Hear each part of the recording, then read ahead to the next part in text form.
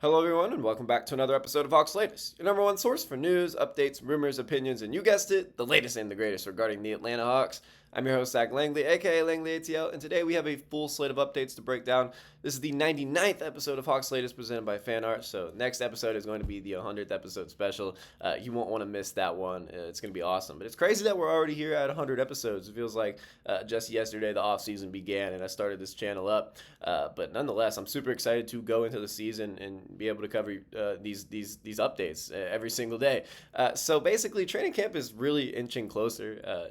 We've seen NBA teams already have their media day concluded, and training camp has begun. I mean, teams like the Knicks, Nets, but the Hawks, they aren't too far away from that. It's only a few days away, and the excitement around the 2025-26 Atlanta Hawks season continues to build. So from two intriguing training camp signings that were just recently announced actually yesterday, who are looking to make their NBA dreams more of a reality, to the newly released promotional schedule, packed with giveaways and theme nights. I'm going to break all that down so y'all know exactly what games at State Farm Arena this year you should pull up to. There's a lot happening inside the organization. We're also going to take a look at Trae Young's recent work in the community. We emphasize community a lot in yesterday's video, just considering the Hawks coaches clinic, but Trae Young himself has been getting active in the community, so we're going to break down what he has been doing. Also, ESPN's latest top 100. So they always put out their top 100 players before every season. It changes drastically every year for good reason, but the Atlanta Hawks are getting more respect than they have in a very long time, and so we had several guys on that list. And so we're going to break down whether you think they should be higher or lower. We're going to discuss what all these developments mean as Atlanta prepares for opening night on October 22nd against the Toronto Raptors. So without further ado, let's go ahead and jump right into it and talk about how the Atlanta Hawks announced yesterday that they have signed guard Lamont Butler and center Malik Williams, both to Exhibit 10 training camp deals. Now, the team, when they officially announce contracts, they never really go into the specifics. They always say the team cannot announce, or per team policy, the contract information is disclosed. But it has been reported that they are to Exhibit 10 deals, which is the assumption when you get an announcement like that. Especially with training camp coming up, they're trying to fill out that full 21-man roster that they can bring into training camp, and this is pretty much going to finalize it. These contracts give both players the opportunity to compete for a roster spot in camp, alongside several other guys, potentially earn that two-way contract if they impress the coaching staff. Now, all three of Atlanta's two-way spots are full, as we know. That's Ellie Njai, Keaton Wallace, and Jacob Toppin. However, with several open roster spots right now on the 15-man roster, just with all these contracts not being guaranteed, some of these two-way guys may be able to work their way into the actual roster. I've always mentioned that Keaton Wallace would probably be the favorite to actually get a roster spot if I had to pick. But there's other guys that deserve it, and so we might be seeing some of these roster guys get flipped around. Just low-end moves that could end up being important at the end of the season if Atlanta ever deals with any sort of injury. So enough of that. Let's start, and we'll talk about Lamont Butler and what he is who he is as a player. So he's a 6'2" guard. He's a standout at the University of Kentucky, where he averaged career highs last season of 11.4 points, 4.3 assists, 2.9 rebounds, 1.6 steals per game, all while shooting an efficient 50% from the field and nearly 40% from three. So very good, efficient numbers. Was a quality SEC guard. Butler turned heads on a December matchup. It was against Louisville, Kentucky's rival, where he poured in a career-high 33 points on perfect 10 for 10 shooting, including a flawless 6 for 6 from three-point range. Just a really, really good game. Those games don't come by accident. I mean, you're clearly made to play at a high level after, you have a game like that against your rival, just a perfect night. That performance earned him both SEC and National Player of the Week honors, and, for good reason. Before transferring to Kentucky, because he's been around. Butler spent 4 seasons at San Diego State, so he's not like a super young rookie. This is a guy who can maybe come in and contribute. Honestly, kind of a similar player to Keaton Wallace. He helped the Aztecs, get all the way to the 2023 NCAA National Championship game. He finished his Aztecs career ranked 5th in steals and 10th in assists, while earning 3 Mountain West All-Defensive Team selections and the conference's Defensive Player of the Year award in 2024. So just a great two-way guard who it'll probably translate at the higher level. I think it will. That defensive pedigree will be something the Hawks look for in camp, with an emphasis on perimeter defense, and it remains that key area of emphasis, not just in the offseason, but moving forward. And then not Mark Williams. I was like reading through like an outline and everything. I was, just trying to think of what I was going to say, and I kept saying Mark Williams. But Malik Williams, who is also a center, is another one of the guys that Atlanta signed to that Exhibit 10 deal. He brings a pretty different skill set to the mix. He is a 6'11" center. He played 7 NBA games, actually, for the Toronto Raptors during the 2023-24 season. He averaged 2.7 points, 5.4 rebounds in 15 minutes, just over 15 minutes. And, that point rebound ratio is pretty interesting, 2 to 5. Williams spent the bulk of the past 2 seasons in the G League with the Skyforce, where he averaged 12.5 points, 8.6 rebounds, and 1.3 blocks per game. So very, solid numbers for a big playing at the G League level. He recorded 17 double-doubles last season, so clearly a very good rebounder. And as you see in his stats and also, just everything that he's done so far in his career, his most eye-popping performance came in Mexico City this past January when he grabbed a career-best 23 rebounds in a single game. So that certainly appears to be his biggest trait, and probably why Atlanta was so intrigued in bringing him into training camp. And, he's going to be competing alongside guys like N'Faly Dante and Charles Bassey, but, kind of sounds like a similar player to a guy like Dante. You never know how they're going to perform in training camp and then maybe earn themselves a roster spot. So Williams was undrafted out of Louisville in 2022, so it's in Kentucky, Louisville. Brings toughness, rebounding, and defensive instincts that could help him earn a longer look in training camp. For both Butler and Williams, this is an opportunity to show that they belong on an NBA roster, and the Hawks, looking to finalize their depth chart, will certainly be watching closely. I know I had actually written an article about Lamont Butler before Summer League because he was a part of the Hawks NBA 2K26 Summer League roster. But, just to my luck, he did not play a single game. He was injured the entire time, which was really upsetting because, honestly, he was one of the players I was really looking forward to watching in Summer League. But he never suited up, so it'll be good to see him get some action in training camp, which is beginning in a few days. Media day is on Monday, and then training camp begins right after. So we are really right here. And then, from there, we're only like 10 days away from the preseason. And so, come on.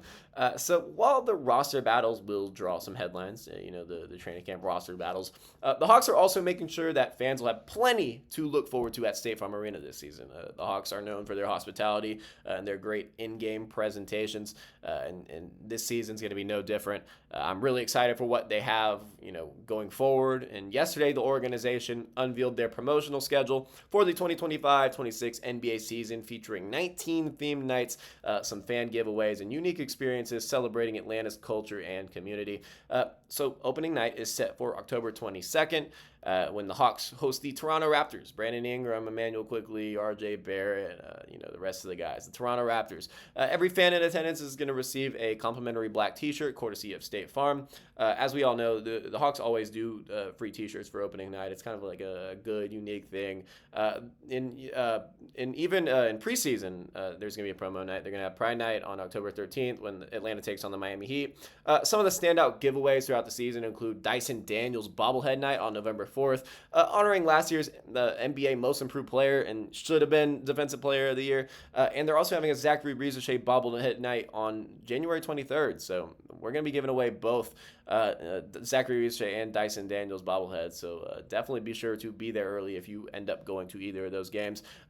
Celebrating the Ricochet bobblehead night is going to be celebrating the second-year players, all rookie first-team selection last season. Each bobblehead night is going to reward the first 5,000 fans with a limited edition collectible, so you won't want to miss any of those nights.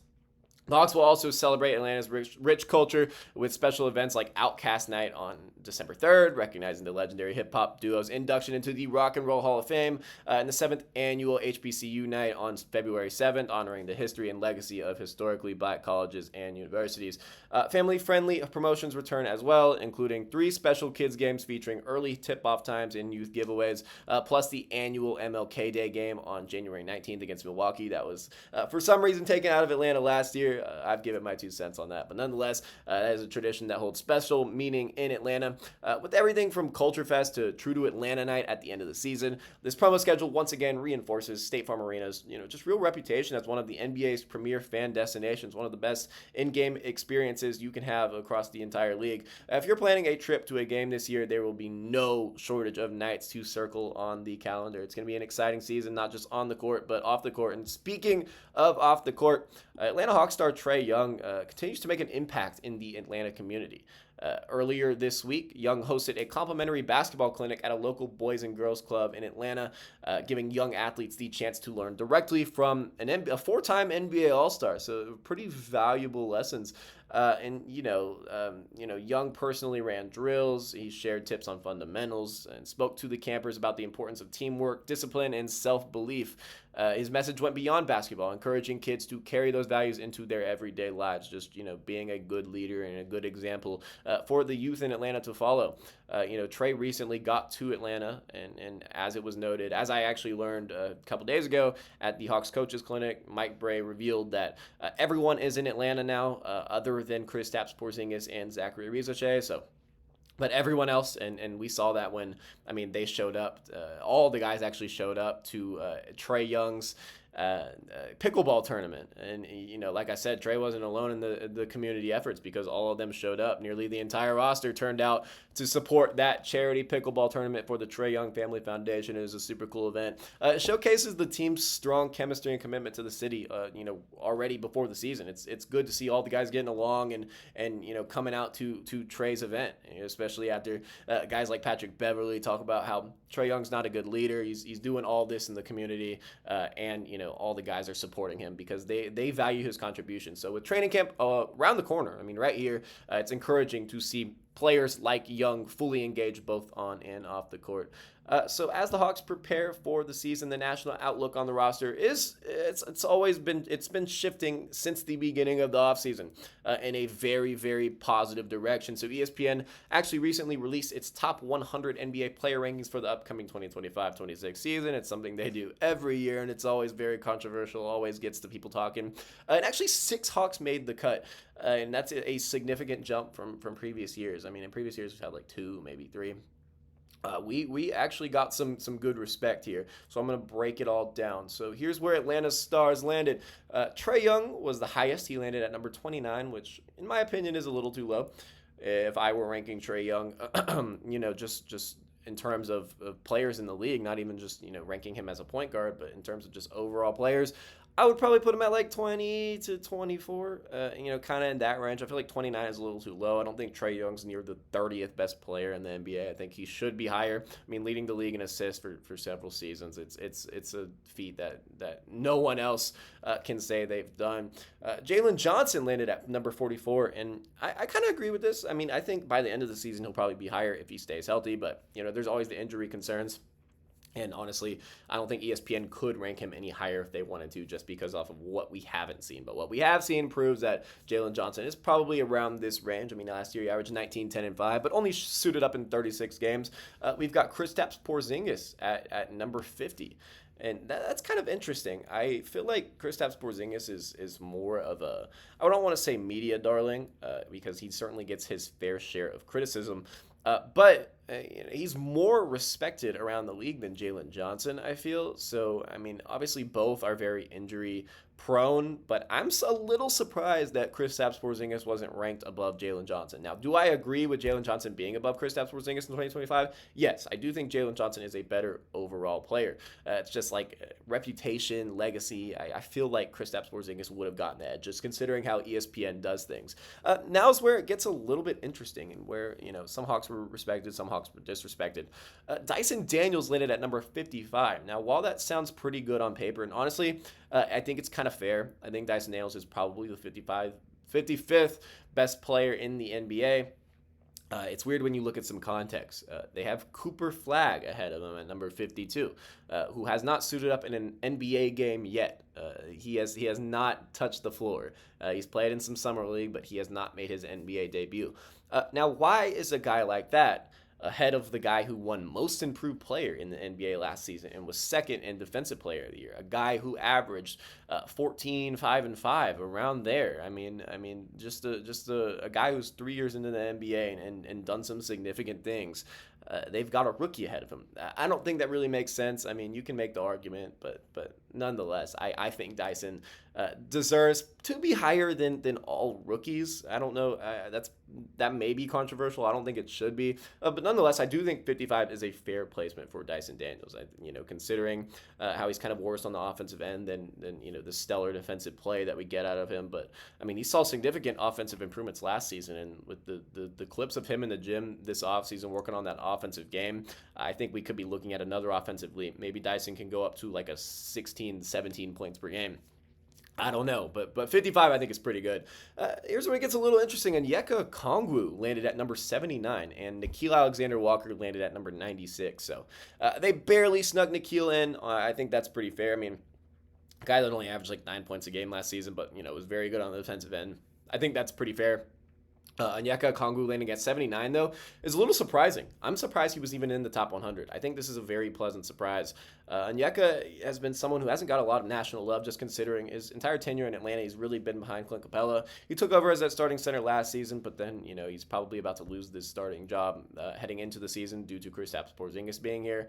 But, I mean, being ranked in the top 80, not even being 80, being 79, that's some respect. That's something that it's a real surprise. And yeah, I mean, Nickeil, I agree with that ranking. Young and Porzingis are no strangers to this list.